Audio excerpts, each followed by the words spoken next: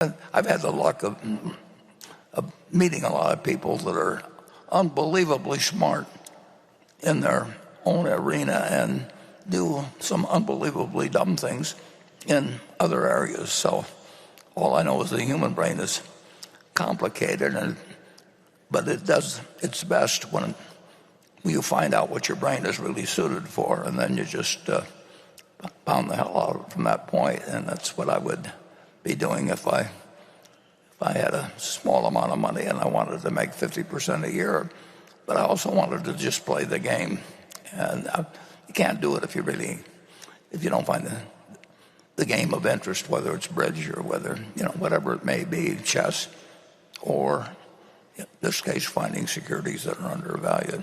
But it sounds to me like you're on the right track. I mean, anybody that'll come all the way to this annual meeting has got something in their mind other than bridge or chess.